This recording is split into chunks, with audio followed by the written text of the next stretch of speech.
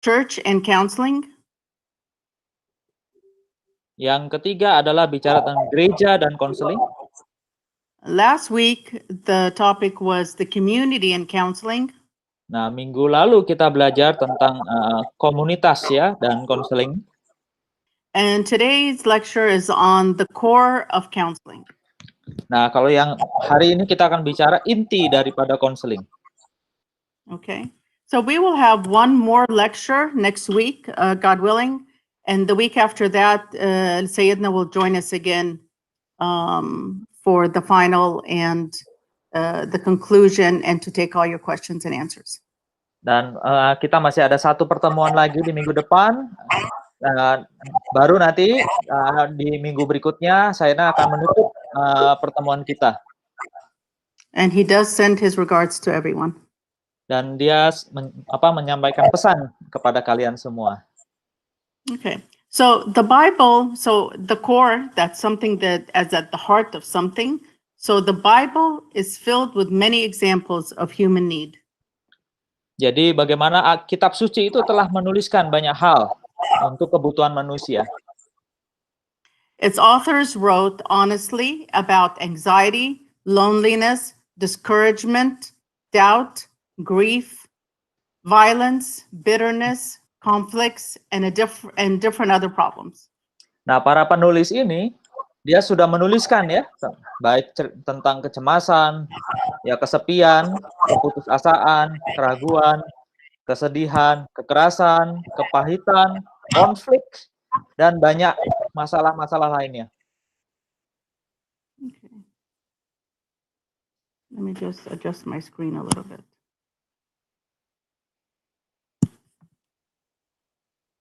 Give me one second.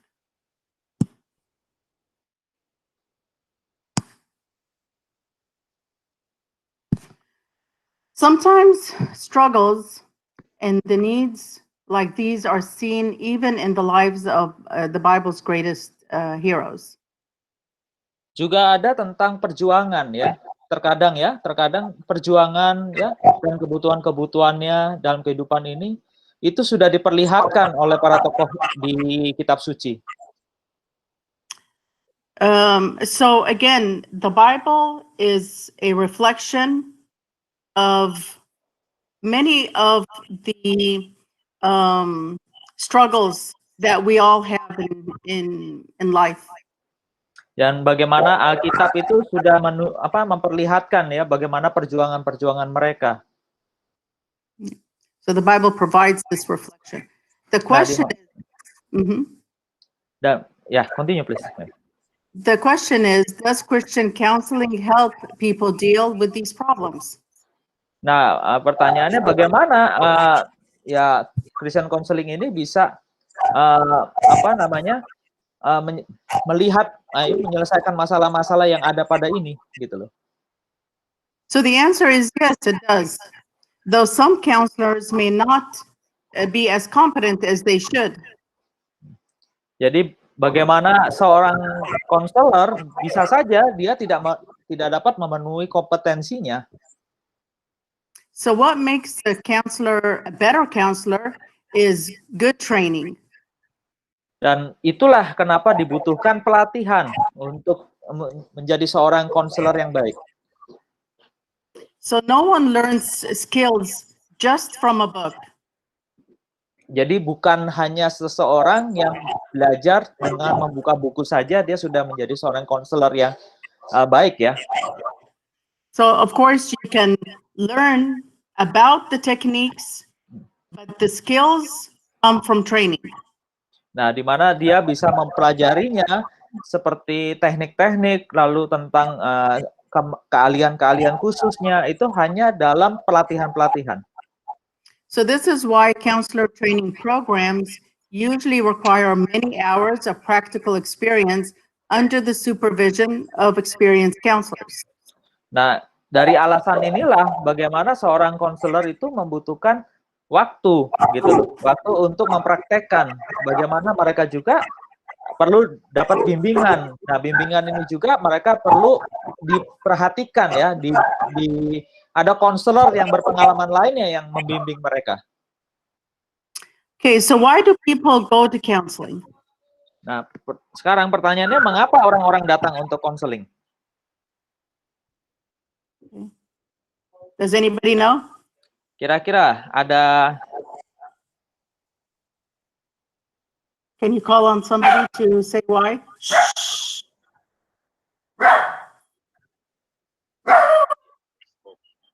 They are lost hope.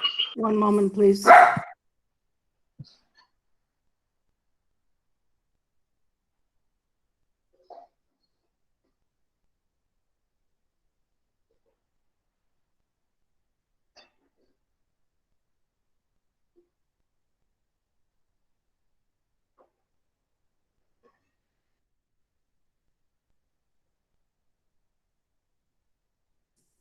Okay, sorry about that. The dog was barking.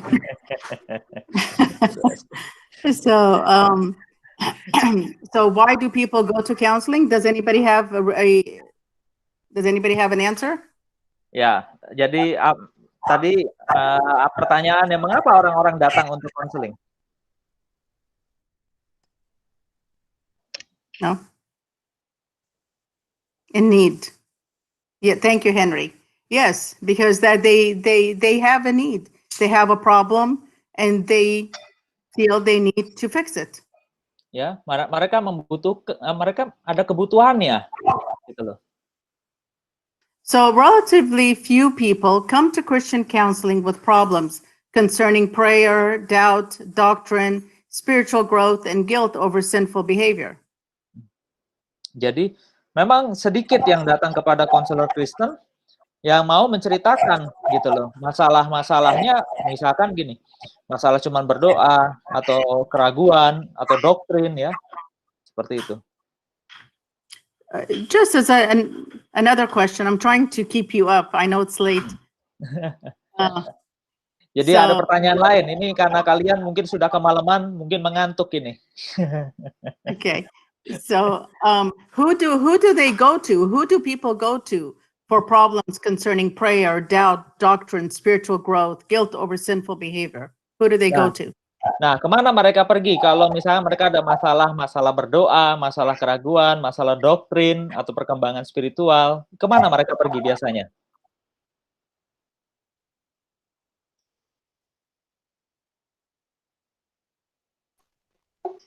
Halo. Okay. The person they should go to for that is the priest. Otomatis orang yang kunjunginya adalah pasti imam, ya. Okay. But for the counselor, more often people go to counseling for marriage problems, crisis, depression, and other problems.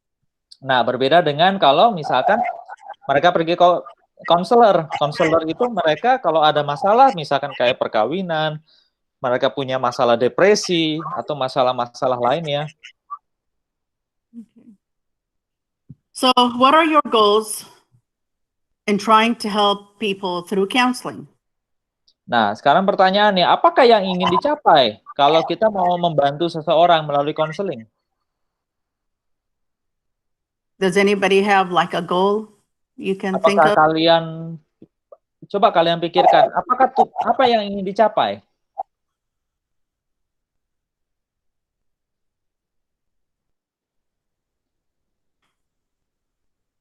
Halo. Yeah. So I wanted you to tell me what some of those goals are. And what are your goals to help people? Ya, Mr. So when they Delphis. come to you. Ya, Mr. Delphis, please. Spiritual growing. Okay. Spiritual growing, especially when they get stuck, and they get stuck in a problem. So when people get stuck in a problem, the best way to handle it is spiritually, but also that our goals for counseling is to help some people just get unstuck. Jadi biasanya kalau bicara perkembangan spiritual, pasti ini berkaitan dengan kalau mereka mengalami kebuntuan, ya, mereka mentok sampai di satu titik, mereka tidak tahu harus gimana lagi. Nah, biasanya mereka mengalami sebuah masalah-masalah yang terjadi di dalam hidup dia. Sehingga itu yang membuat beban bagi hidup dia, dan dari situlah biasanya dia mencari seseorang untuk membantu dia. And Jesus helped people, and thank you, Henry, some change. Yes, so, people are stuck in a problem. They cannot think clearly how to get out of the problem. It is affecting their life physically, mentally, emotionally. They cannot sleep. They cannot eat. They eat too much. They don't eat enough. And some change needs to take place. Nah, seperti orang-orang yang tadi dikatakan dia karena penuh masalah, lalu mereka mengalami kebuntuan sehingga mereka tidak bisa lagi berpikir secara berpikir secara sehat, ya. Nah, mereka tidak lagi bisa berlaku seperti ya sesuatu yang lebih baik, ya. Mereka membutuhkan satu perubahan, kan, dan disitulah mereka membutuhkan konseling. Thank you. And Jesus tried to help people with many kinds of problems. Nah, di mana Tuhan Yesus pun ternyata selalu memperhatikan masalah-masalah seperti ini. So he came to make it possible for us to have eternal life in heaven and abundant life on earth. Nah, maka itulah alasan kenapa dia datang, yaitu agar kita bisa mencapai kehidupan kekal di surga nanti, gitu loh. Dan kehidupan yang di bumi ini ya bisa berlimpah.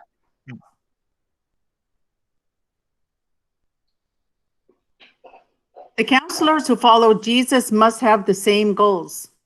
Nah, di mana seorang konselor yang mengikuti Yesus, ya otomatis dia harus memiliki tujuan yang sama. I know this is not written in the slide, but I want you to imagine if you are going to counseling or if you are the one counseling. Nah, coba bayangkan, ini tidak ada di slide, coba bayangkan saja, apakah kalian mau pergi ke untuk konseling atau kalian adalah bagian daripada konseling itu? And if you feel that Jesus is with you, whether you are the one going to counseling or the one counseling, if you feel Jesus is with you, this is the best place to be. Nah, jikalau Tuhan Yesus bersama-sama dengan kalian, apakah kalian akan pergi ke konseling seperti itu? Karena pastilah kita melihatnya adalah ya karena Yesus itulah sebagai pusatnya bagi kita untuk kita bisa menyampaikan, kan, kita bisa berkonseling. That's why in my office I always had an icon of Jesus as a reminder of who the real healer is. Nah, itu kenapa di kantornya Mrs. Marilyn itu selalu ada ikon Tuhan Yesus, ya. Tujuannya untuk selalu kita ingat kepada dia. So the counselor must have the same goals as Jesus Christ. Nah, di mana seorang konselor harus memiliki tujuan yang sama seperti Tuhan Yesus yang sudah menjadi teladannya. He or she must always point individuals to the eternal life that comes to those who believe in God, who believe in Jesus Christ, and show the counselees how to have abundant life on earth. Nah, di mana baik ya mau laki-laki atau perempuan, ya di sini harus dapat mengarahkan seseorang kepada kehidupan kekal. Jadi kalian harus bisa mengarahkan orang-orang yang nanti kalian temui kepada kehidupan kekal, gitu. Yaitu bagi mereka yang percaya, dan kalian memperlihatkan bagaimana memiliki kehidupan yang berlimpah itu dari kehidupan kekal itu selama kalian hidup di dunia ini. A fully abundant life only comes to those who seek to live in accordance with Christ's teaching. Nah, kehidupan berlimpah hanya akan bisa diterima seseorang itu ketika seseorang itu hidup berdasarkan ajaran Tuhan Yesus. Some sincere Christians who will have eternal life are suffering from some issues. Nah, biasanya juga seorang Kristen juga bisa mencapai kehidupan kekal, tetapi dia harus mengalami banyak penderitaan. They are in need of sensitive, competent counselors who are guided by the Holy Spirit to help them recognize hidden harmful attitudes, learn better social and conflict management skills, make wise decisions, and change their lifestyle. Nah, sehingga mereka yang membutuhkan konselor ini dengan kompetensi khusus ya, khususnya konselor ini dipenuhi oleh Roh Kudus sehingga mereka konselor ini dapat menolong mereka menyadari resiko yang tersembunyi gitu loh, ada resiko yang tersembunyi. Sehingga orang-orang tadi ini atau mereka-mereka ini atau pasien ini bisa belajar bersosial kembali, memiliki keahlian ya, bagaimana memanajemen konflik gitu. Membuat keputusan yang bijak dan mengubah gaya hidupnya. For non-believers, Christian counseling can serve as a kind of pre-evangelism that allows people to experience genuine Christian love and in time clear away some of the obstacles to conversion. Nah, jikalau kita bertemu orang yang belum percaya, bagaimana kita sebagai konselor Kristen itu dapat melayani gitu. Melayaninya melalui apa? Para penginjilan. Kita tidak masuk ke dalam penginjilan dulu ya. Para penginjilan. Maksudnya apa sih? Agar mereka merasakan pengalaman kehidupan Kristen yang penuh kasih. Dan di waktu ini, gitu loh. Di waktu ini bagaimana mereka bisa menghilangkan hambatan-hambatan yang mereka hadapi itu dan mereka bisa mengubahnya. So evangelism, spiritual growth, as Mr. Delphus said a little while ago, and helping other people experience a more abundant life on earth are at the core of the Christian counselor's efforts. Jadi bagaimana penginjilan, berikutnya baru bicara penginjilan ya. Penginjilan itu membawa pertumbuhan spiritual ya dan membawa pengalaman kepada seseorang ini ya akan kehidupan yang berlimpah di dunia ini seperti apa itu. Nah, ini semua adalah tugas seorang konselor Kristen. And many people who come to counseling have unclear ideas about what they want from counseling. Nah, banyak orang juga datang untuk berkonseling, tetapi mereka tidak tahu apa yang mereka ingin capai atau mereka ingin dapatkan dari kegiatan konseling itu. Okay, so, and if the counselor is also vague, then it seems like the counseling will be aimless or ineffective. Nah, otomatis jika kalian sebagai konselor juga ragu, maka konseling tidak akan berjalan tanpa tujuan pastinya dan tidak akan efektif.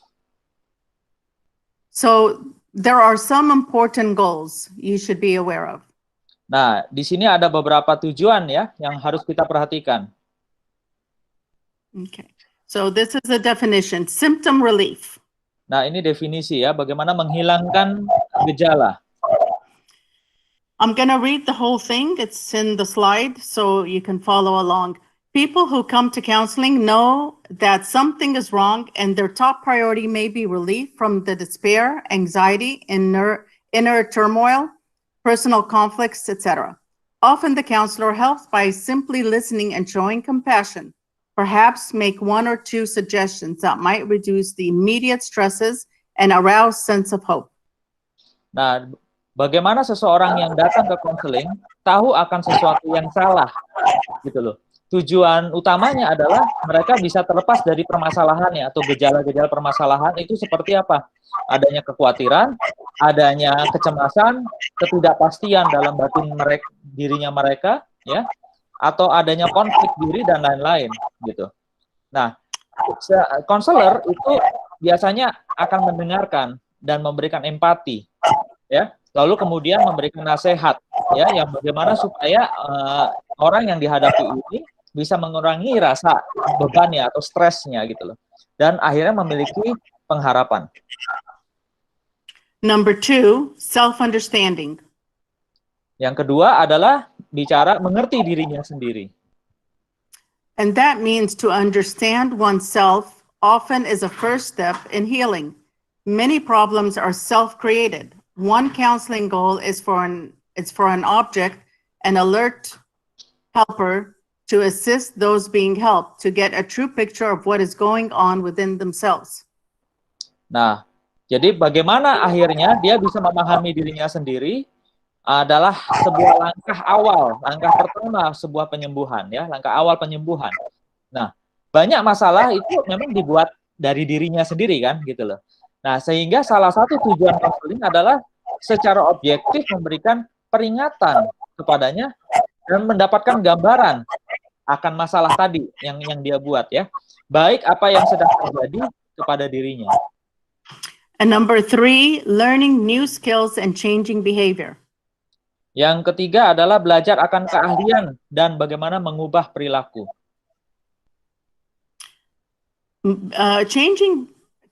Most of our behavior is learned. Jadi umumnya perilaku itu pasti dipelajari. Counseling, therefore, involves helping counselees unlearn ineffective behavior. Counselors may teach them also new skills for living, like communication skills.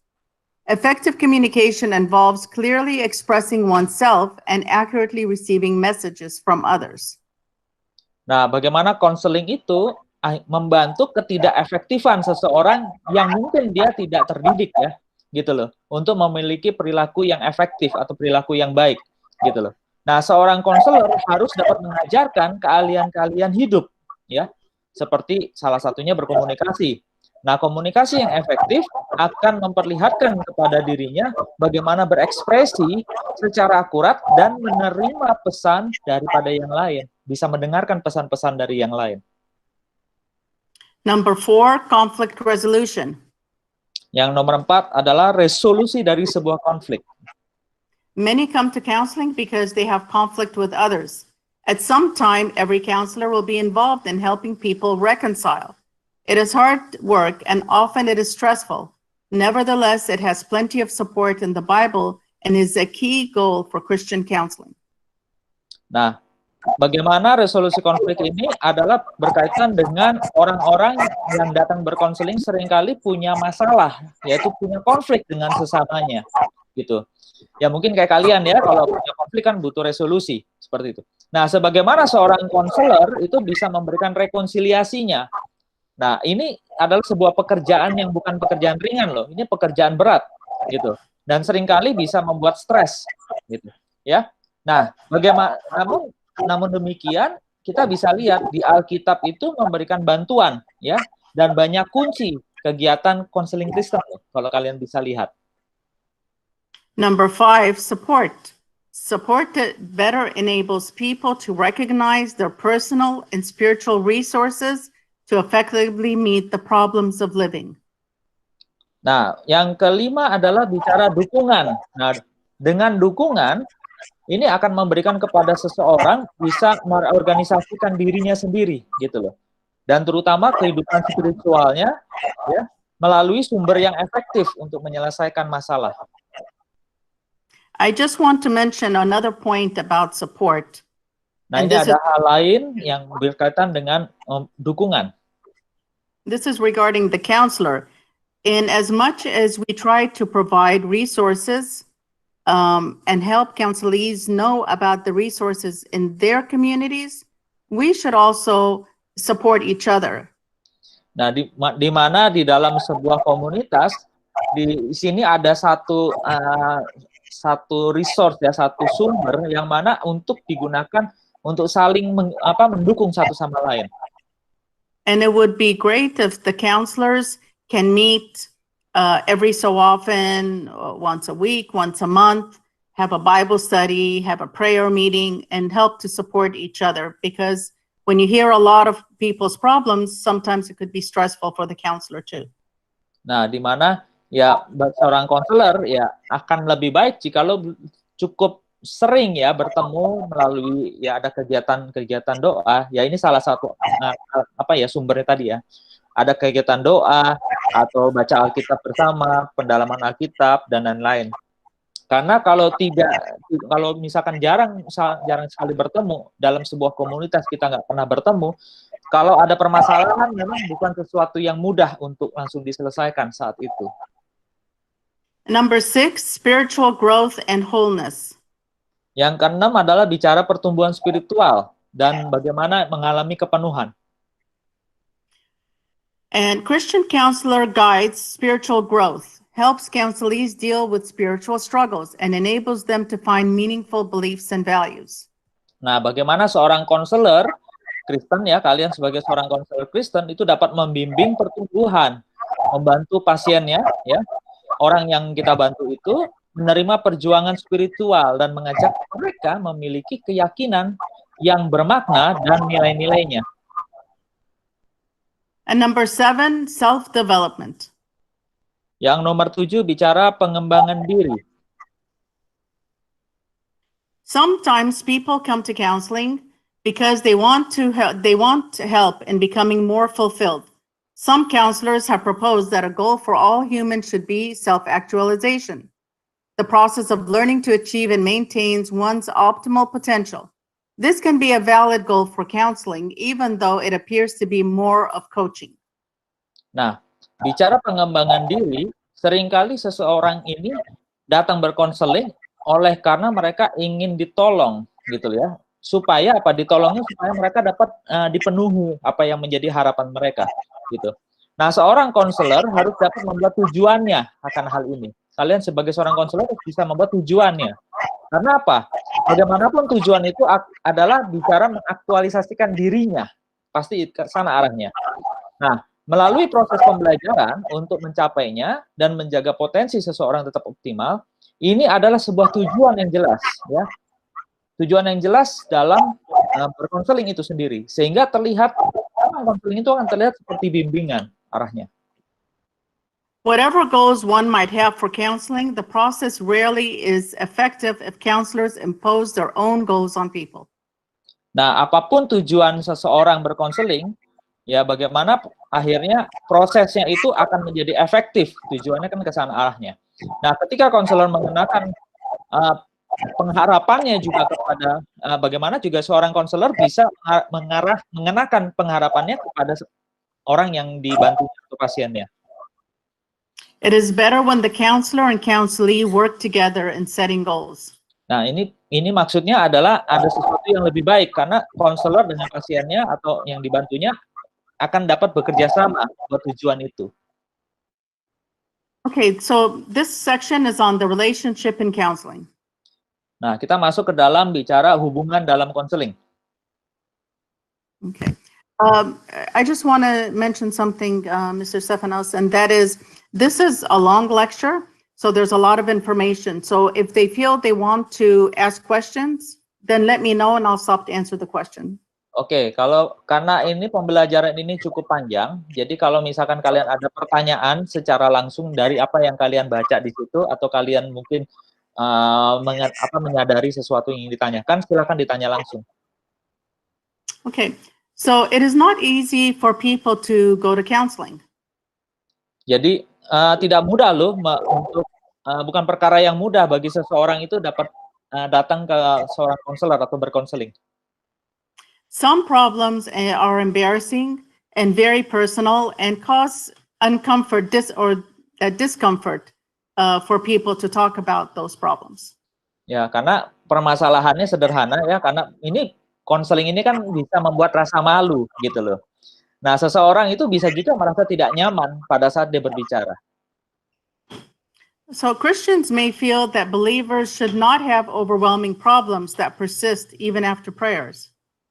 Nah, bagaimana sebagai orang Kristen ya kita sebagai orang percaya, otomatis kita tidak boleh membesar-besarkan masalahnya orang ya meskipun orang ini sudah bersama-sama berdoa.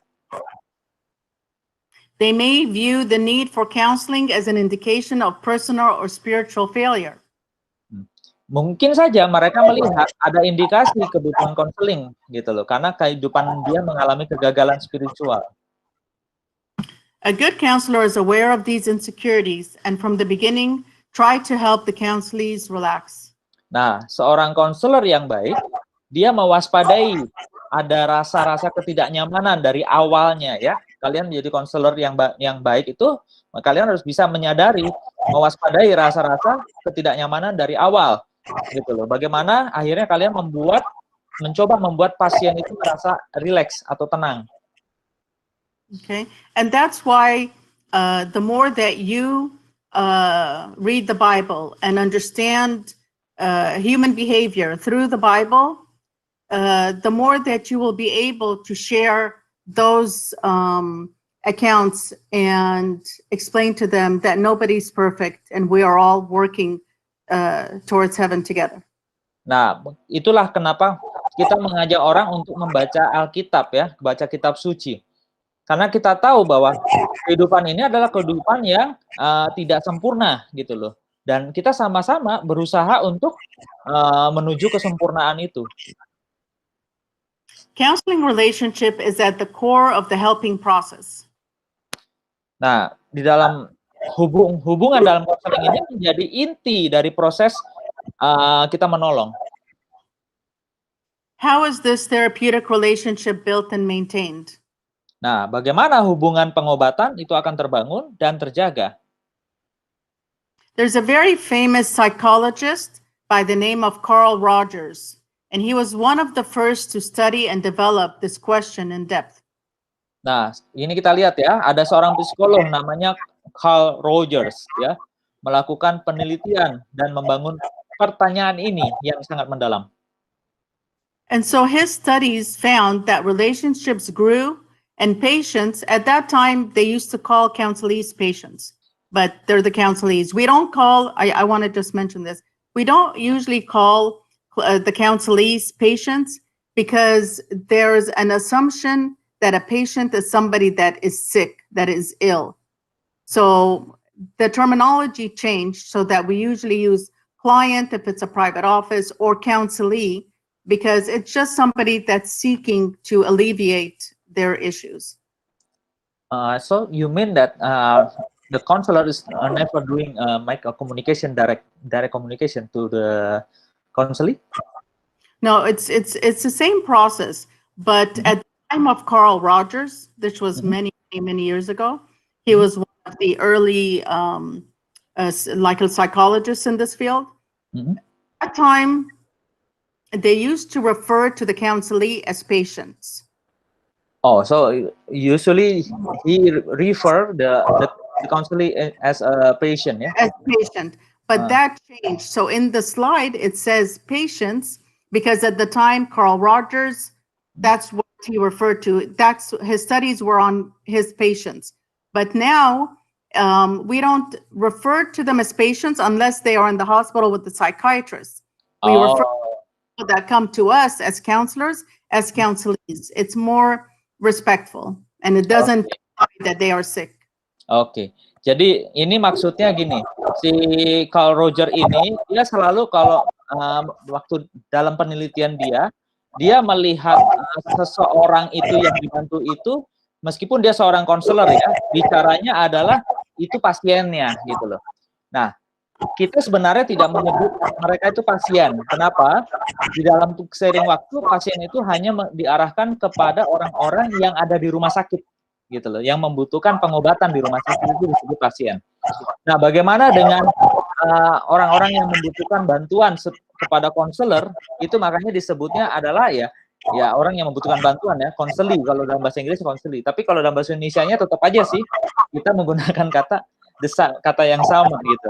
Tapi kita harus bisa membedakan ya, pasien yang ada di dalam rumah sakit dengan orang yang membutuhkan bantuan secara psikologis. So his studies found that the relationships grew between counselor and counselee and improved when the therapist showed high levels of warmth, genuineness, and accurate empathetic understanding. Nah, bagaimana si Carl Rogers ini mempelajari bagaimana hubungan baik ini bisa terbangun baik pasiennya dan pihak terapisnya gitu loh. Sehingga ketika yaitu kapan? Ketika si seorang konselor itu atau terapisnya itu dapat menunjukkan keramahan yang tinggi gitu loh. Keaslian atau kebukaan ya bicaranya, keakuratan, empati untuk bisa mengerti. When these qualities were lacking, the counselee actually got worse. Nah, ketika ada masalah atau ada hal yang kurang, maka si pasien akan merasa sia-sia. So again, the three qualities the counselor should possess is warmth, genuineness, and true empathetic understanding. Nah, ini ada 3 hal ya yang kalian harus menjadi digarisbawahi, yaitu bicara tentang keramahan yang tinggi, ya, keaslian atau keterbukaan, ya, keakuratan, empati untuk bisa mengerti. So years of subsequent research supports the idea that the heart of the helping relationship centers on the counselor characteristics that Rogers identified. Nah, inilah hasil penelitian yang bertahun-tahun ya, di mana ini mendukung gagasan bahwa inti dari sebuah hubungan akan ya ini membantu ya berpusat pada karakteristik si konselornya gitu loh. Inilah sesuatu yang diidentifikasikan oleh si Roger. And in addition, the counselor's life must show evidence of the Holy Spirit's fruit: joy, patience, kindness, goodness, faithfulness, gentleness, self-control, and the most important is love. Nah, dalam hal ini sebagai seorang konselor, ya apalagi konselor Kristen ya, kita harus dapat menunjukkan kehidupan yang bersumber dari buah roh itu, gitu loh. Bagaimana bicara tentang kasih, sukacita, damai sejahtera, kesabaran, kemurahan, kebaikan, gitu loh, kesetiaan, kelemah lembutan, lalu bagaimana penguasaan diri. Nah, paling utama yang harus kita bisa tunjukkan kepada orang adalah bicara kasih. And so I want you to look and find the Bible that teaches us what the fruit, not fruits, what the fruit of the Holy Spirit is. Nah, inilah bagaimana Alkitab itu kita harus pelajari bicara tentang buah roh. Ini bukan bicara banyak buah ya, tapi ini satu buah gitu loh, satu, yaitu buah roh. A basic way, so Mr. Stefanos, so tell them to find the book and the Bible verse by the end of lecture, then they can share where that Bible verse is that talks about the fruit of the Holy Spirit. Nah, ini ada tugas buat kalian ya, untuk kalian mencari tahu di Alkitab tentang buah roh itu sendiri. So a basic way to help is to show love and ask God to make us more loving. Nah, sehingga dengan ada sebuah langkah awal, bagaimana kita bisa menunjukkan kasih itu, dan itu bagaimana kita akhirnya bisa meminta kepada Allah membuat kita lebih mengasihi.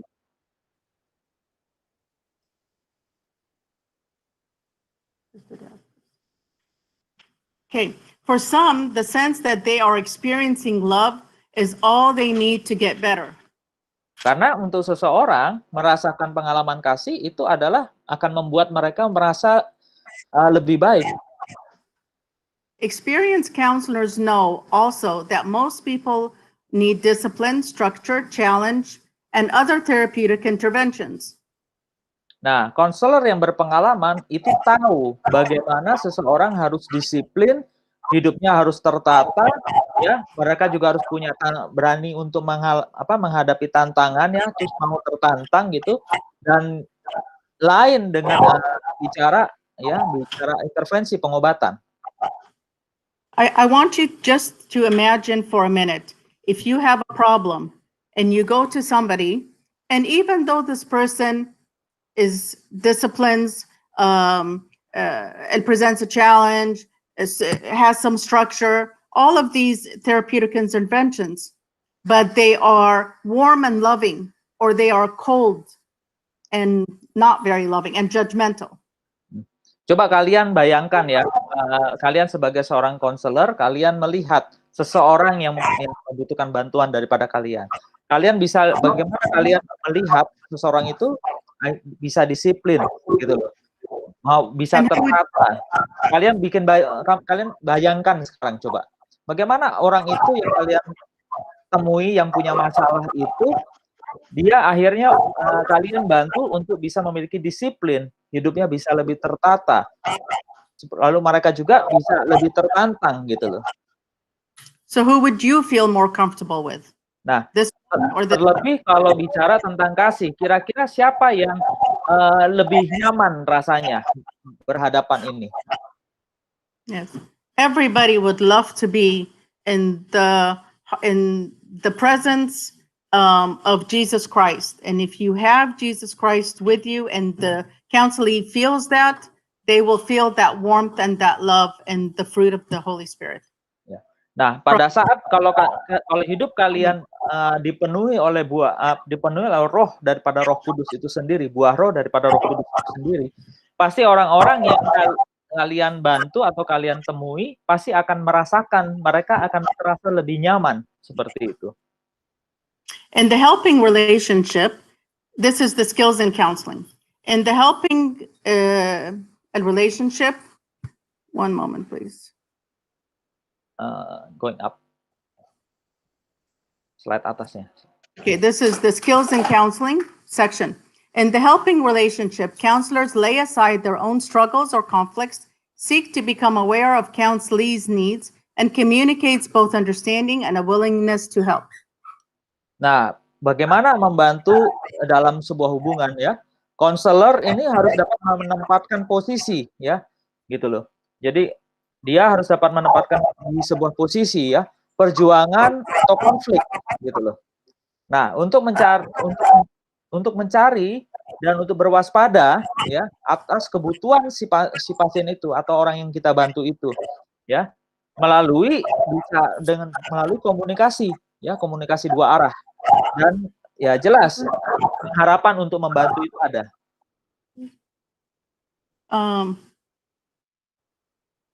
Excuse me just a minute. No, I have to have it written down. So the most basic skills that effective counselors use include these. Ada keahlian dasar ya menjadi seorang konselor yang efektif. Ini kita lihat keahlian dasarnya. Number 1, attending skills. Yang pertama adalah menunjukkan keahlian. Okay, counselors must try to give undivided attention to each counselee through eye contact, posture that is not relaxed and not tense, and gestures like head nods. Jadi bicara, what is the head nod? It mean like this or? Yeah, like no, like this, like I understand. Oh, okay. Yeah. Ya ini bicara bagaimana menunjukkan keahlian ya. Seorang konselor harus bisa memberikan pandangan yang tidak terpecah-pecah ya, gitu loh, kepada pasien ya. Biasanya ini akan ada dalam tatap muka, tatap mata ya, gitu loh. Nah, dan dalam postur yang nyaman gitu ya, bukan dalam kondisi postur yang tegang gitu. Seorang konselor harus bisa jangan tegang di depan pasien ya, di situ. Nah, di mana juga gerakan kepala itu juga membantu, misalkan ya untuk mencoba memahami kadang-kala kita bagaimana gerakan kepalanya, pasti kan begini ya. Nah ini kalian harus melatih itu ya, menunjukkan keahlian itu. Meskipun kalian mendengarkan, sepertinya kalian mendengarkan dan mencoba memahami dengan gerakan kepala, maksudnya gitu, gesture like head nods. Okay, so imagine if you go to somebody for counseling, you have a problem, and the counselor is looking at their watch, checking their messages, other people's phone calls. How would you feel? Coba kalau kalian kalian yang ingin butuh bantuan datang ke seorang konselor, tapi seorang konselornya sibuk dengan melihat jam, lalu tiba-tiba ada telepon masuk, kesibukan di telepon, atau mungkin ada yang tiba-tiba memanggil, alias ya dengan ketegangan dia, kira-kira kalian nyaman nggak ketemu seorang konselor seperti itu? Okay, listening skills is number 2. Ya, yang nomor 2 adalah keahlian mendengar. It is an active process in being able to set aside one's own biases, judgment, waiting patiently through period of silence with empathy. Nah, keahlian mendengar ini adalah bagian dari proses yang aktif. Kalian harus aktif mendengar, ya. Nah, hal ini tujuannya untuk mengesampingkan bias daripada seseorang itu. Bias itu bicara pemikiran yang keluar daripada konteksnya, bias ya. Nah, atau mungkin bicara penghakiman, gitu loh. Lalu bicara juga bagaimana seorang yang ahli itu dia menunggu dengan sabar dan dia berdiam. Dia tidak untuk cepat-cepat memberikan jawaban solusi, gitu ya. dia melalui sabar berdiam dengan empatik. So when you are listening in silence, this does not mean that you are daydreaming or thinking about what you are going to make for dinner. Excuse me, can you? Said, yeah. When you are sitting and listening in silence, you're listening with empathy. You're not silent and daydreaming about what you will make for dinner.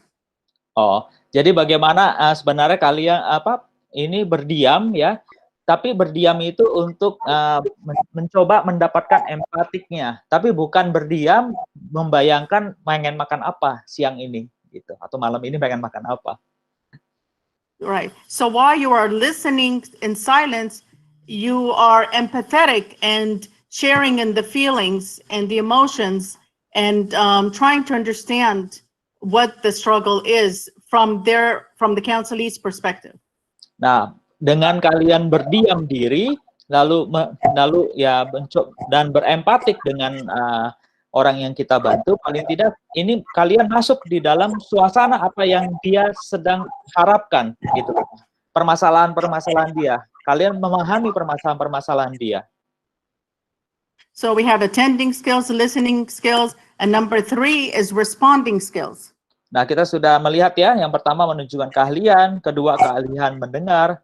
Nah, yang ketiga adalah bagaimana keahlian menyikapi. So, in addition to listening, good counselors are good responders. How do the counselors respond in helpful ways? There are some ways that I will mention right now. Leading is a skill that lets the counselor gently direct, and I mean gently, that's a key word, gently direct the conversation. You want me to stop after each one or read the whole thing? Maybe we read from every slide. Okay. Reflecting is a way of letting counselees know that he or she is with them by saying something like, you must feel. So you're reflecting back what the person is saying. Yeah. I bet that was frustrating, but avoid starting almost every sentence with phrases like, I hear you saying. Summarizing helps in checking the accuracy of what has been said, but should not come too often. Also, supporting and encouraging are important, as well as offering careful interpretation. Give me 1 second. Ya. Jadi bagaimana kita keahlian dalam hal menyikapi. Nah, ini selain mendengar ya, buat kalian ini ya. Bagaimana kalian belajar mendengar? Nah, seorang konselor ini juga harus bisa sebagai orang yang bisa menyikapi dengan baik gitu loh, menyikapi permasalahan seseorang dengan baik gitu. Bagaimana sikap seorang konselor akan membantu jalan bagi si yang kita bantu ya atau pasien kita gitu loh. Nah, bagaimana seorang konselor bisa memimpin ya gitu, memimpin di dalam konteks pembicaraan. Nah, bagaimana bisa merefleksikan ya. Refleksikan adalah jalan bagaimana membiarkan pasien menyadari gitu loh, ada bersama dengan dia gitu. Pasien harus menyadari ada bersama dengan dia. Nah, di sini ya jadi bagaimana kita berkata, kamu harus merasakan gitu. Nah, atau kita bisa katakan, mari kita bertaruh, karena itu adalah sebuah frustasi kamu loh gitu loh. Nah, tetapi hindari kita berkata, aku mendengar tadi kamu berkata apa. Nah, ini bahasa yang harus kita hindari. Karena kita tidak menghakimi seseorang, gitu loh. Ya. Nah, dalam ringkasan ini kita bisa akan melihat akurasinya, gitu loh. Apa yang telah dikatakan. Nah, tetapi jangan terlalu cepat menyimpulkan, ya. Nah, kita mendukung dan memberi semangat. Ini yang paling utama. Bagaimana kita bisa mendukung dan memberi semangat, ini yang utama, ya. Ini adalah hal yang paling penting. Dan bagaimana kita juga bisa mengatakan berhati-hatilah. Number 4, questioning skills. Yang nomor 4 adalah bicara tentang kemampuan bertanya. If done carefully, open-ended questions can bring forth a great deal of useful information. And avoid questions that begin with why, as they tend to sound judgmental. Nah, dalam kemampuan bertanya, ya kita ini dengan sangat hati-hati membuat sebuah pertanyaan-pertanyaan ya. Kalian penting ini dalam membuat pertanyaan ini harus sangat hati-hati. Kenapa? Karena dengan pertanyaan ini akan memberi pesan sesuatu yang bermanfaat atau menguntungkan, ya. Tetapi jangan membuat pertanyaan mengapa. Ini pertanyaan mengapa ini akan menjadi sebuah alasan ya, karena akan terasa seperti sedang dihakimi, gitu loh. Biasanya seseorang kalau ditanya mengapa, dia merasa seperti dihakimi. So you can ask a question, for example, like,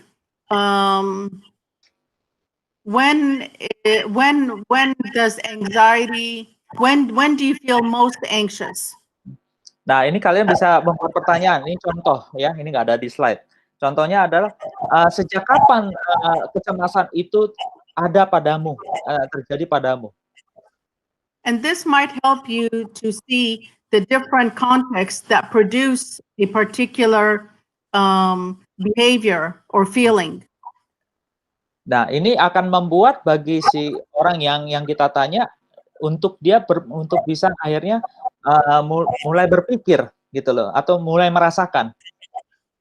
So, for example, is the counselee only anxious if they speak in public, or when they take public transportation, or all the time? Ya, si orang yang kita bantu dia akan menceritakan apakah dia itu cemas karena cuman gara-gara berdiri di atas panggung dia cemas, atau dia cemas kalau dia pergi dengan kendaraan umum gitu loh, atau dia cemas karena apa gitu. You can also ask, when do you not feel anxiety? Dan mungkin kita bisa bertanya juga, kapan kalau kamu tidak merasakan ada kecemasan itu? And this can help you to form a better understanding of the different triggers and the different resources in the counselee's life. Nah, dengan hal ini kita bisa membuat satu gambaran ya, membuat satu gambaran ada apa dengan pasien atau orang yang kita bantu ini. Number 5, challenging skills. Nah, yang nomor 5, bicara tentang kemampuan untuk memberi tantangan. Sometimes it is not enough to show empathy, but instead counselees need to be challenged to face problems they would rather avoid. At times, counselees need to be challenged to admit that they are behaving in ways that are irresponsible, harmful to others, or making things worse rather than better. Challenging must be done in a loving, gentle, not judgmental, but firm manner. Nah, di mana di dalam kemampuan untuk memberi tantangan ini, ya ini kita tidak sebatas memberikan sampai empatinya gitu loh, ya. Tetapi bagaimana kita bisa memberi pasien sebuah tantangan untuk menghadapi permasalahan mereka gitu loh, bukan supaya kita mencoba untuk si pasien tidak menghindari permasalahannya, tapi mau menghadapi permasalahannya gitu. Teaching skills. Number 6. Yang nomor 6 adalah bicara tentang keahlian dalam mengajar. In many ways, all counseling techniques are specialized forms of spiritual and psychological education. One powerful learning. You want me to read the whole thing, or? You read first, yeah. Okay. One powerful learning tool is the immediacy response, which involves the ability of a counselor and counselee to discuss openly and directly what is happening in the immediate here and now of the relationship. Like, I feel that you are resisting everything I say. Such honest, on-the-spot statement lets individuals express and deal with feelings and other issues before these issues grow. Informing is another teaching tool. One must be clear on what he or she says and as brief as possible.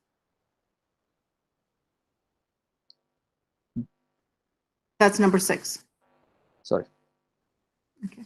Jadi bagaimana keahlian mengajar ya? Keahlian mengajar ini penting ya, karena di dalam banyak jalan teknik ya, konseling adalah membentuk pendidikan khusus ya, baik spiritual dan psikologis seperti itu. Nah, jadi bagaimana seseorang itu dapat mempelajari alat-alatnya, yaitu melalui kesiapsediaan menjawab atau melibatkan kemampuan konselor dan pasien untuk berbicara terbuka gitu. Dan langsung apa yang terjadi gitu, kesegaraan itu. Jadi bagaimana saat itu dia bisa langsung terbuka ya. Nah, dan itu atau sekarang dalam sebuah hubungan ya. Next slide please. I'm sorry. Okay. Number 7. Sorry.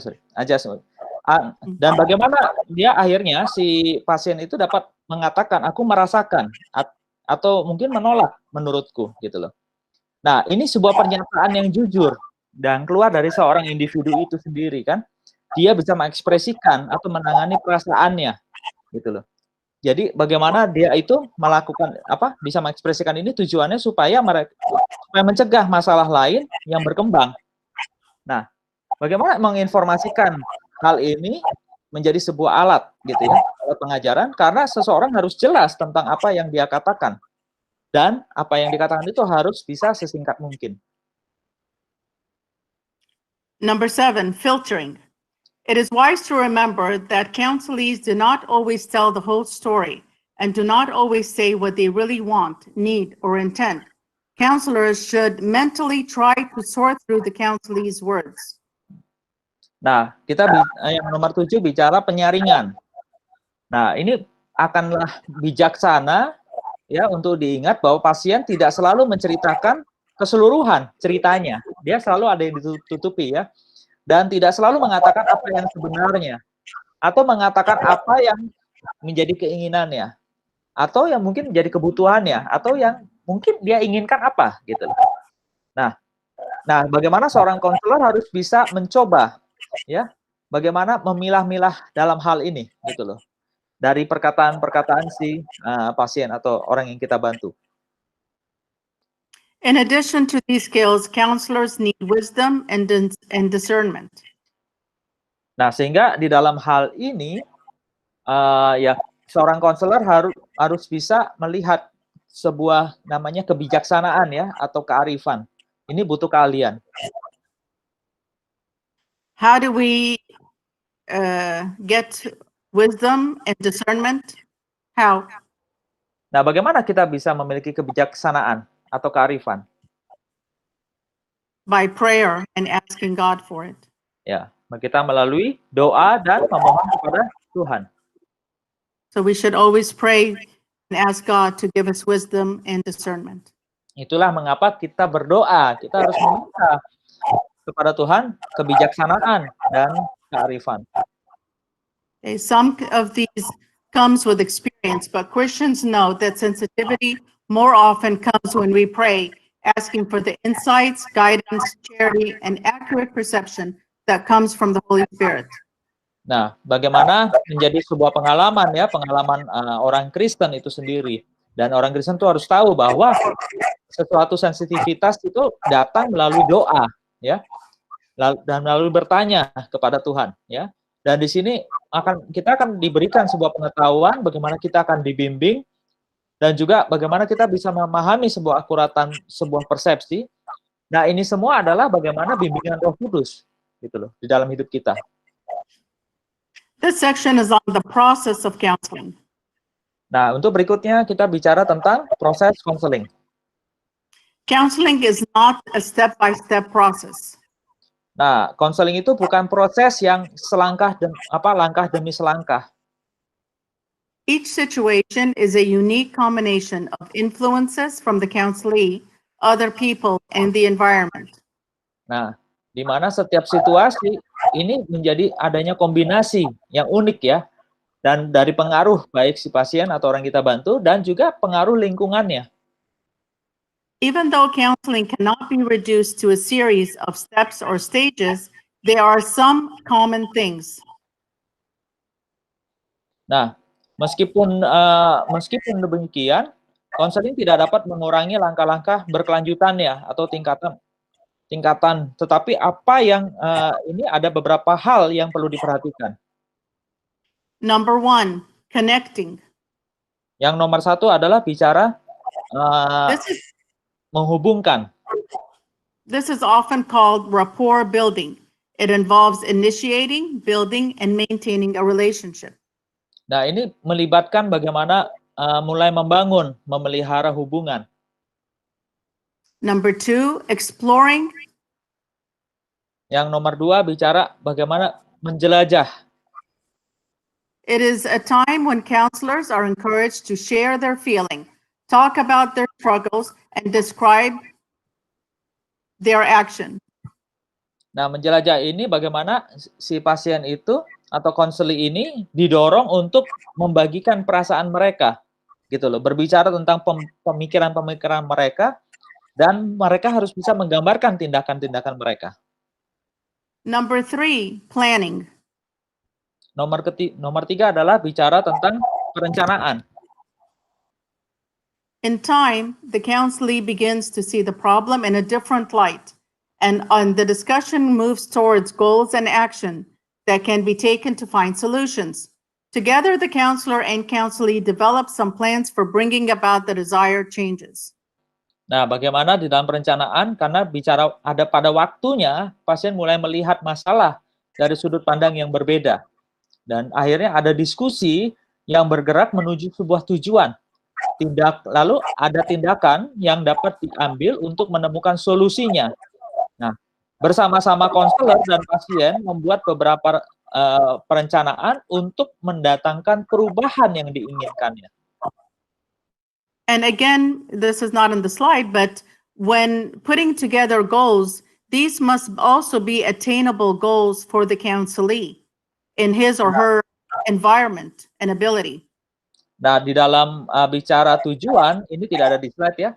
Bicara tujuan itu adalah bagaimana membuat tujuan itu harus sesuatu yang nyata.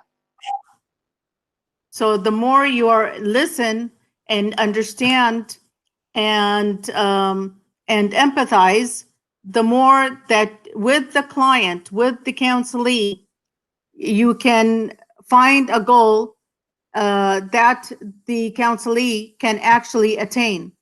Nah, dengan kalian banyak mendengar, kalian memperhatikan, ya kalian sebagai konselor akan bersama dengan ya pasien ya atau apa yang orang yang kalian bantu itu, kalian akan semakin memahami gitu loh untuk tujuannya kemana arahnya. Because the counselee might change, but his or her environment are likely not to change. Ya, karena orang yang kita bantu ini bisa saja tiba-tiba dia berubah, tidak gitu loh, karena mungkin saja lingkungannya dia mempengaruhi dia. Number 4, progressing. Nomor 4, bicara kemajuan. Planning is not useful unless it is followed by action. After setting a plan, counselees must be encouraged to start moving toward their goals. There is the assumption that counseling must be long-term. However, researchers began to discover issues, the brief strategic approaches are effectively equally. Nah, bicara kemajuan. Nah, perencanaan itu tidak berguna kecuali diikuti dengan adanya tindakan, ya. Nah, setelah menetapkan rencana, pasien harus didorong bagaimana memulai langkah menuju tujuan mereka di situ. Nah, ada asumsi konseling itu harus berjangka panjang. Ini ada pandangan ya, ada pandangan bahwa kalau konseling itu harus membutuhkan waktu yang lama, gitu. Tetapi banyak peneliti juga mulai menemukan bahwa untuk beberapa masalah pendekatan secara yang lebih tepat ya dengan singkat ini juga bisa efektif. And number 5, stopping.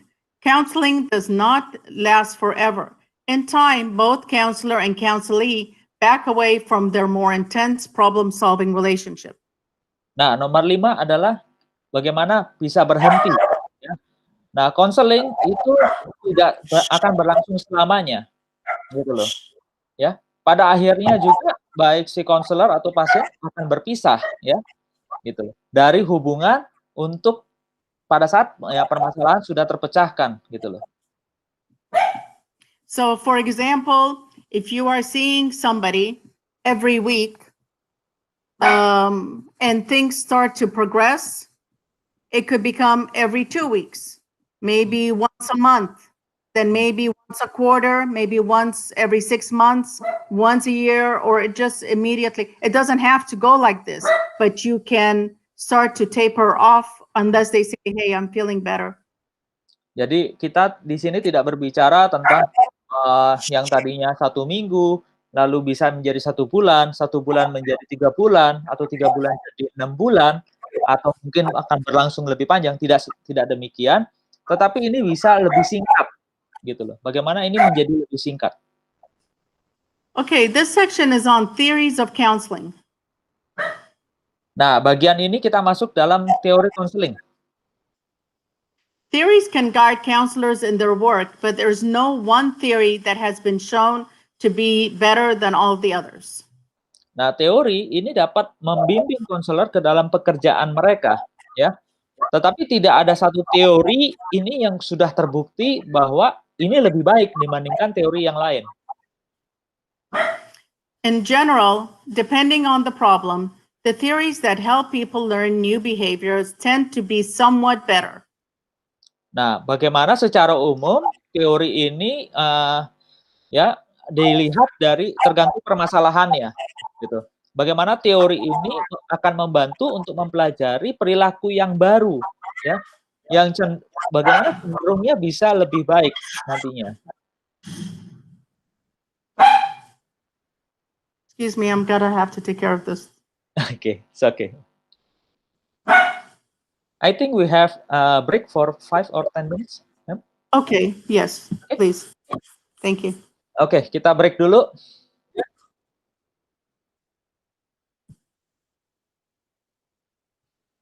Kita break dulu sekitar 10 menit.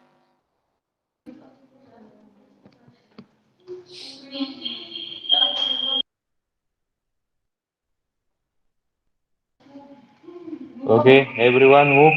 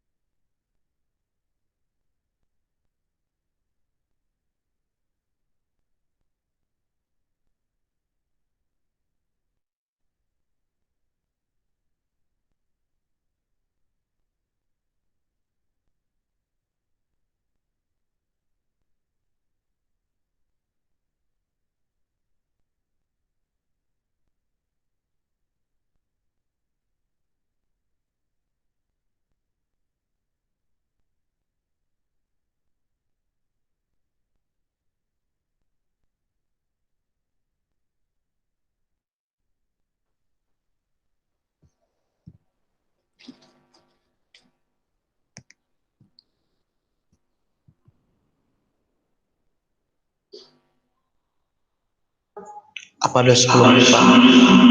Aduh. Are you ready? Udah pada balik?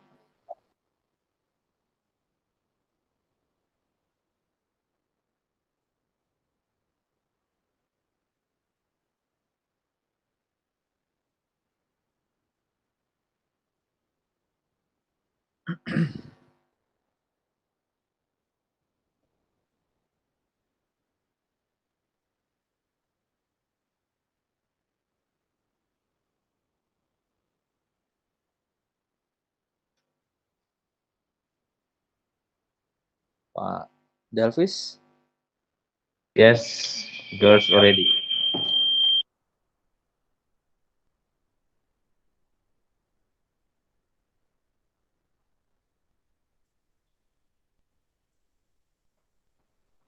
Want us to continue?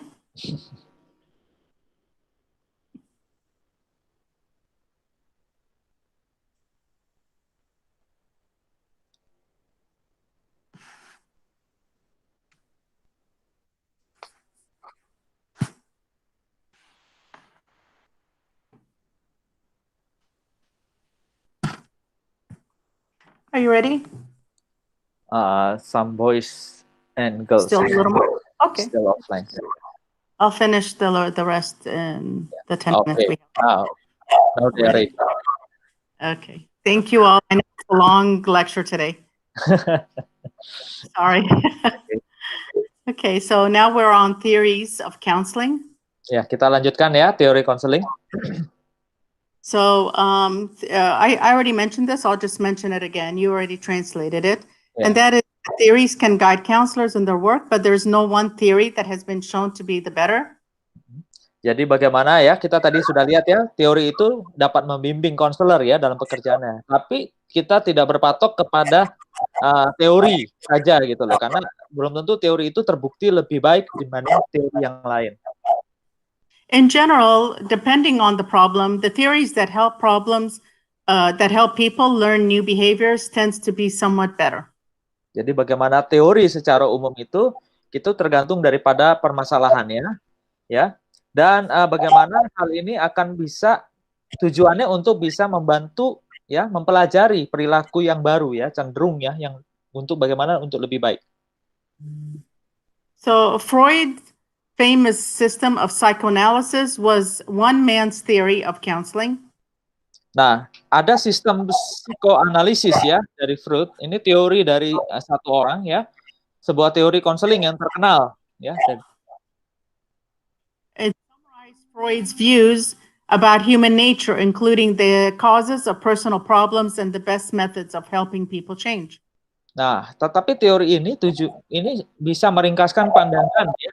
Ya, bagaimana si Freud ini meringkaskan pandangan tentang sifat manusia, gitu.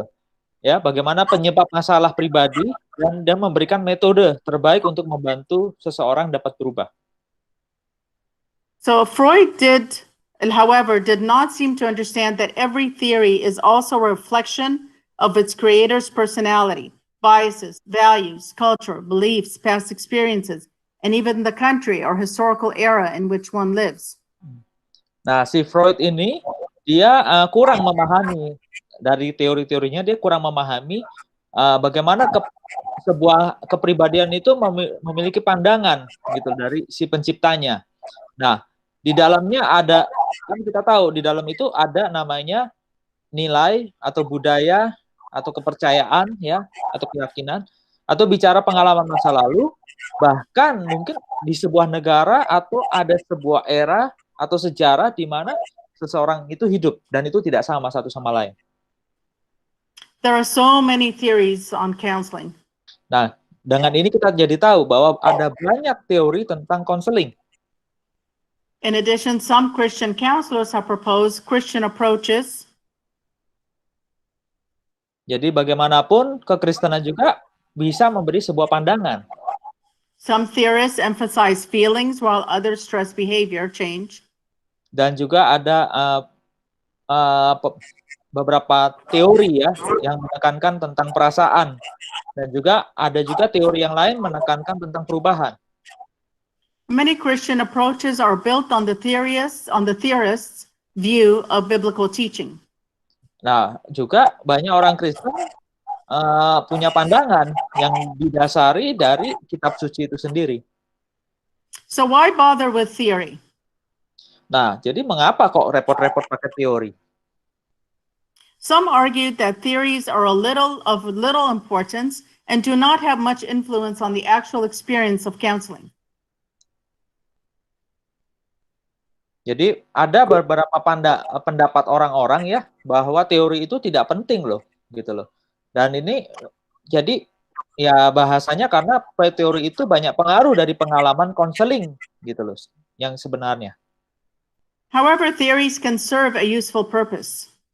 Namun teori ini kita bisa lihat bahwa teori juga ada hal yang berguna ya, bisa memiliki tujuan yang berguna juga. They can summarize what we know and believe, what we are seeking to accomplish, and how we go about reaching our goals. Nah, teori dapat meringkaskan apa yang kita ketahui dan kita percayai dan apa yang kita ingin capai. Dan bagaimana kita berusaha mencapai tujuan itu. So if I ask you, which theory is right? Maybe this will be on your test. Which theory is right? What would you say? Nah, ini akan menjadi ini sebuah pertanyaan buat kalian semua. Teori mana yang benar? Ini kemungkinan keluar di tes nanti, di ujian ya. Teori mana yang benar? And the answer is none. Jawabannya tidak ada. Okay. Theories are human interventions created by fallible human beings and likely to be revised as our knowledge understanding increases.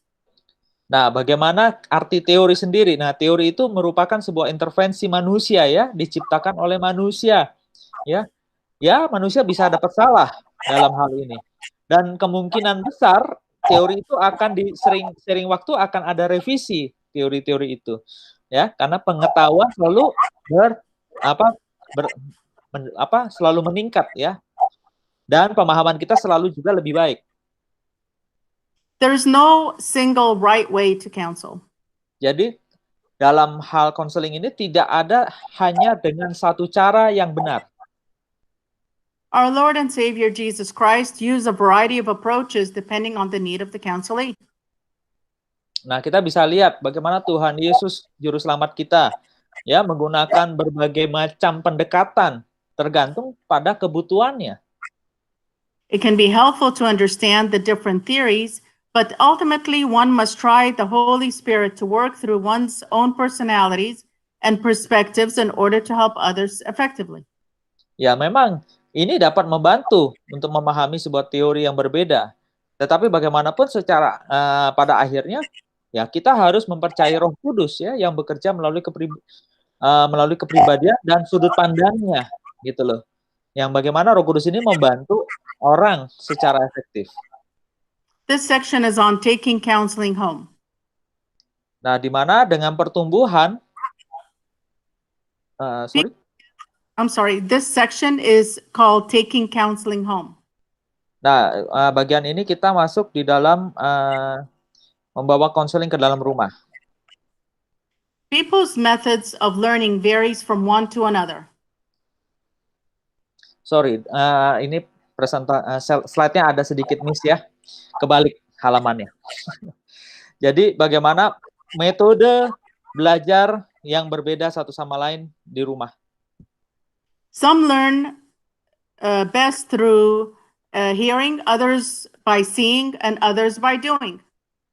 Nah, beberapa pembelajar ya mulai melalui pendengaran ya, yang lainnya ada juga yang melihat ya, atau ada juga yang melakukan dengan perbuatan. Most counseling appears to still use the traditional approach that involves verbal 1-hour sessions. Nah, kebanyakan konseling itu mereka menggunakan pendekatan tradisional yang membutuhkan ya diskusi biasanya 1 jam ya. With the growth of generations that are raised with so many media and technical influences, many counselors are using different ways like homework assignments that enable people to extend their learning beyond the counseling sessions and incorporate both seeing and doing in addition to hearing. Nah, di mana dengan pertumbuhan generasi yang dibesarkan begitu banyak oleh media, sekarang ini pengaruh media banyak sekarang, ya. Pengaruh teknis banyak kepada konselor ini jadi menggunakan beragam cara, ya. Seperti bagaimana tugas pekerjaan rumah memungkinkan orang untuk memperluas pembelajaran mereka, begitu juga di luar sesi konseling, ya. Dan juga menggabungkan melihat dan melakukan selain mendengar. Jadi ini bisa menggabungkan beberapa poin, ya, beberapa hal. So, of course, these suggestions for homework or follow-up activities are very helpful in between the sessions. Nah, bagaimana di sini kita berikutnya ini kita akan melihat beberapa saran untuk pekerjaan rumah atau kegiatan yang kelanjutannya. Number 1, written activities. Yang pertama adalah bicara aktivitas tertulis. This includes the use of questionnaires and standardized tests, writing projects like determining life goal and keeping a diary or a journal. Nah, bagaimana aktivitas tertulis ini seperti adanya kuesioner, adanya tes, ya, lalu adanya standar, ya, menulis sebuah proyek, ya, atau dalam hal ini bicara tentang membuat tujuan hidup. Apa sih tujuan hidup kita, ya? Dan adanya buku-buku harian. Number 2, discussion and study guides. Bagian kedua adalah bicara diskusi dan panduan belajar. Individuals may read books and answer the author's questions and discuss them with the counselor at the next session. Nah, bagaimana setiap individu ini dapat membaca buku dan menjawab pertanyaan, ya, gitu loh. Nah, penulis, ya, dan bagaimana mendiskusikan dengan konselornya. Behavior assignments. Sometimes counselees are encouraged to change their actions in some small but important ways between counseling sessions, like saying thank you once a day, giving compliments, no complaining, etc. Nah, yang bagian ketiga adalah bicara penugasan perilaku. Nah, kadang-kadang, ya seorang pasien atau orang kita bantu atau konseling ini didorong untuk mengubah tindakan mereka dari hal yang terkecil, ya. Contohnya di sini katakan bagaimana mengucapkan terima kasih, gitu loh. Mungkin kata terima kasih itu diucapkan sehari sekali, gitu loh, paling tidak. Atau mungkin memberi pujian, ya. Atau kita arahkan untuk jangan mudah mengeluh, gitu, dan lain sebagainya. Number 4, reading. Books and articles often contain helpful information that supplements the counseling sessions. Nah, bagian keempat, bagaimana membaca. Nah, membaca ini adalah baca seperti buku-buku atau artikel yang berisi informasi yang bermanfaat untuk melengkapi sesi konseling itu sendiri. Number 5, internet resources. The internet has had a major impact to counseling. Many organizations have websites that provide updated information. Nah, sumber daya internet hari ini internet itu sangat punya pengaruh yang besar sekali dalam hal konseling. Nah, jadi banyak organisasi sekarang memiliki website, ya, situs-situs, ya, yang menyediakan informasi terbaru. Just a word of caution regarding the literature and audio tapes and internet. Ya, bicara tentang mungkin rekaman-rekaman, ya, rekaman-rekaman, lalu ada video kaset, ya, atau DVD, gitu. Lalu bicara tentang. So you need to make sure that the information does not conflict with our orthodox teaching and doctrine. Nah, ini yang paling utama. Jangan sampai apa yang menjadi konseling ini tidak boleh berbenturan dengan yang menjadi dasar ortodoks kita. And number 6, audio tape. Videotape and DVD recording, audio and videotapes are available on every subject. Taping the counseling sessions with the counselee's permission. You cannot do it without the counseling's permission. Can be useful. Music therapy and the use of music to help people with their problems is an old and valuable practice. Nah, bicara kaset audio atau video ini pasti tersedia, ya, gitu loh. Nah, bagaimana juga caranya untuk kita merekam? Mungkin kita membuat rekaman, ya, waktu di sesi konseling. Ini akan berguna untuk si pasien berikutnya, di waktu berikutnya. Nah, tetapi bagaimana penggunaan ini harus untuk membantu orang, ya. Jadi membantu orang dengan masalah mereka, gitu loh. Dan ini sesuatu memang praktek yang bukan praktek yang baru, tetapi praktek yang sudah lama, tapi ini juga bermanfaat, berharga. Other computer resources. Counselors are using the internet, this is number 7. Counselors are using the internet not only to counsel, but also to give and evaluate home assignments. Computers are useful with children, adolescents, and others who may lack verbal skills or the courage to express their concerns in face-to-face discussions, but who feel more secure writing their feelings into a computer. Nah, bicara sumber daya komputer lainnya, di mana kita sebagai konselor atau kalian nanti sebagai konselor itu bisa menggunakan internet, ya. Jadi tidak saja untuk nantinya hanya sebatas memberi nasihat, tapi ini juga bisa nanti untuk membuat evaluasi, gitu. Nah, komputer ini bisa digunakan oleh anak-anak, ya, atau remaja atau orang-orang yang lain yang mungkin tidak memiliki keterampilan secara verbal atau keberanian untuk mengungkapkan keprihatinan mereka di dalam diskusi, gitu, atau tatap muka. Maksudnya gini, komunikasi jarak jauh maksudnya di sini, ya. Mereka tidak secara langsung. Nah, dalam diskusi tatap muka akan lebih aman memang, gitu loh, ya, karena akan lebih aman menuliskan perasaan mereka melalui komputer itu. So maybe after this course, you can work together in groups and produce some brochures with the help of your instructors and Abuna. Nah, setelah kalian selesai belajar ini, nanti kalian bisa membuat satu kayak semacam instruksi-instruksi, ya, atau bicara brosur-brosur gitu. Nanti kalian bisa diskusikan dengan Abuna. Okay, we have 1 minute left. I don't mind to continue, and we have 3 slides left. Yeah. So do you want me to continue, or do you want me to put these slides with the next session? Maybe we can continue the last 3 slides. Okay. Okay. This section is groups and counseling. Jadi untuk seksi bagian ini adalah tentang bicara kelompok dan konseling. Sometimes counselors improve best. Sometimes counselees improve best when they can meet with other counselees in groups. Jadi memang terkadang ya seseorang yang kita bantu atau pasien memiliki ada progres yang lebih baik, ya, perkembangan yang lebih baik ketika mereka bertemu dengan orang lain, ya, atau kelompok-kelompok yang lain. Okay, among their many benefits are the abilities of the groups to do these 6 things. Jadi bagaimana manfaat dari sebuah kelompok itu yang untuk bisa mengembangkan sesuatu, ya, kemampuan bagi yang kita bantu. Ini ada beberapa manfaatnya. Okay, number 1, instill hope and optimism. Yang nomor 1 adalah bicara menanamkan pengharapan dan optimismenya. Number 2, decrease each participant's sense of feeling alone. Yang kedua adalah bagaimana mengurangi perasaan kesendirian, ya, atau keterpisahan si pasien atau orang yang kita bantu.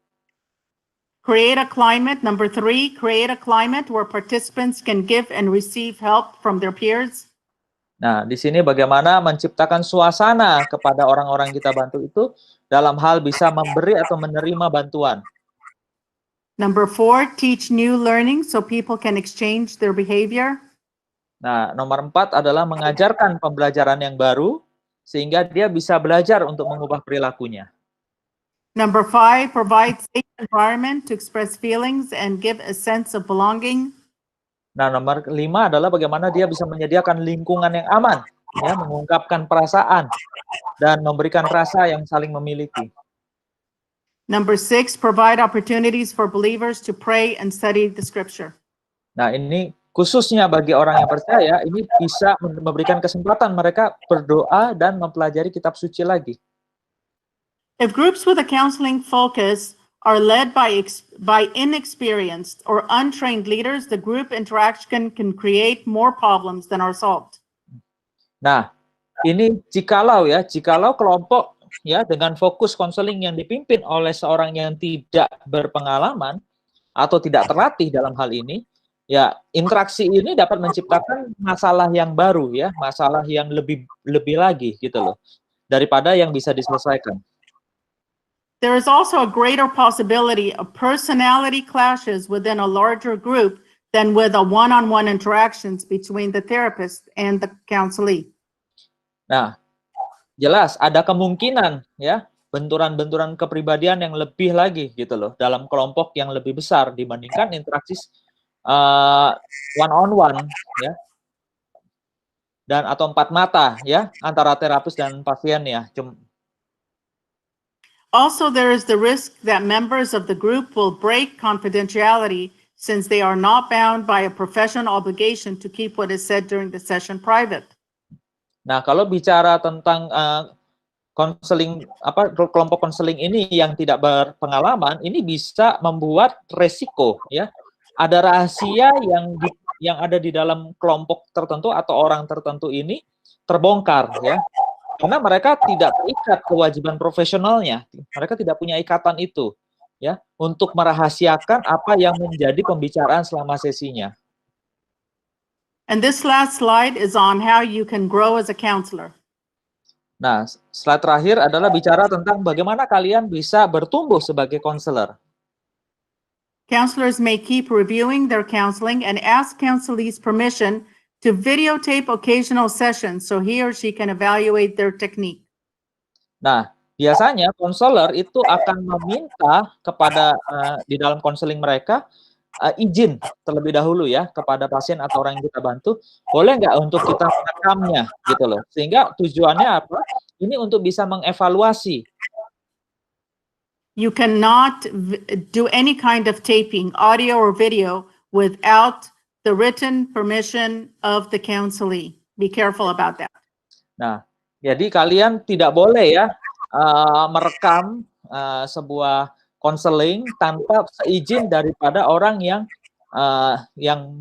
orang yang kita bantu atau pasien kita itu.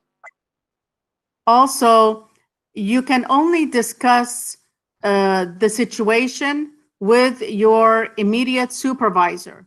If it's the priest, then that's who your if it's another counselor, but you cannot talk about the counselees or their problems or even describe their situation in a way that somebody might say, oh, wait, I know that person. This is very dangerous for counselors to do that. Iya. Jadi bagaimana kalian kalau misalkan membutuhkan satu bantuan dalam hal ini untuk dibicarakan ke orang lain, yaitu misalkan kepada supervisor kalian atau misalkan kepada Abuna misalkan yang menjadi supervisor kalian yang mengawasi dalam hal konseling ini misalkan. Hanya boleh dibicarakan kepada orang-orang tertentu gitu loh, yang memang punya kompetensinya. Karena ini tidak boleh dibicarakan dengan sembarang orang, karena pembicaraan ini akan memiliki dampak besar. Like any skill, what the counselor is learning will seem awkward at times, but eventually it will become automatic. Nah, seperti keterampilan baru lainnya, dikatakan di situ ya, apa yang dipelajari oleh konselor itu kadang-kadang akan tampak sesuatu yang membuat canggung gitu loh. Tetapi memang sesuatu yang baru ini akan kalau sudah semakin terbiasa akan secara otomatis akan berkelanjutan dia. And with the goodness and guidance of God, one can become an effective counselor. Nah, dengan kerja keras, dan juga jangan lupa ya, ini bicara tentang bagaimana Tuhan membimbing kita juga, ya. Seseorang itu bisa menjadi seorang konselor yang efektif. Kalian bisa menjadi seorang konselor yang efektif dengan kerja keras kalian dan bimbingan Tuhan. Okay, so that concludes our lecture for today. I just have a couple of questions for you. One is... Jadi kita akan menyimpulkan pembelajaran kita hari ini, dan ini ada beberapa pertanyaan buat kalian. Tolong dicatat, Pak Davis. In the slide on the relationship in counseling, we said that Christian counselor's life must show evidence of the Holy Spirit's fruit: joy, patience, kindness, goodness, faithfulness, gentleness, self-control, and the most important, love. Nah, ini yang di bagian tadi ya, ada slide satu 13. Page 15. It's slide 13. Oh, 13. Yes. Christian counselors, life Nah, must show evidence. Bicara hubungan dalam konseling. Ini yang kalau di slide yang ada terjemahan halaman 27 ya. Nah, bagaimana dikatakan konselor Kristen harus dapat menunjukkan kehidupannya ya yang bersumber dari buah roh. Ya, seperti kasih, sukacita, damai sejahtera, kesabaran, kemurahan, kebaikan, kesetiaan, kelemah lembutan, dan penguasaan diri. And I asked you, where in the Bible does it say that? Nah, pertanyaannya adalah, di manakah di Alkitab hal ini tertulis? And who found it? Dan siapa yang menemukan? Siapakah yang menuliskannya? Founded, you mean that who is the writer? Yeah, that in which book in the Bible is that written? Ya. Jadi siapa penulisnya? We'll see if the girls' dormitory or the boys' dormitory gets it first.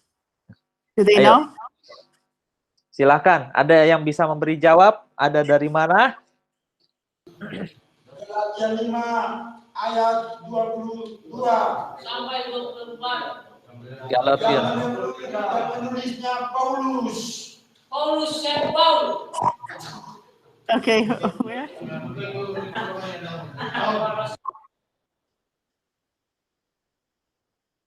Mr. Stephanos, did anybody answer? Yeah, they said from Galatians 5:22. Okay, and who said it? The boys' dormitory, the girls' dormitory, or who said it? The boys told about the writer is Saint Paul. Very good. St. Paul in his letter to the Galatians, chapter 5, verse 22. Very, very good. You should give them a treat, okay? So Mr. Stephanos, Mr. Delphus will give the boys' dormitory a special treat. Okay? And there was a question about suicide. I don't have all the questions in front of me, but I want to answer that one quickly. Ini ada pertanyaan ya yang di Jeremiah Nathan said how to treat someone who wants probably to commit suicide.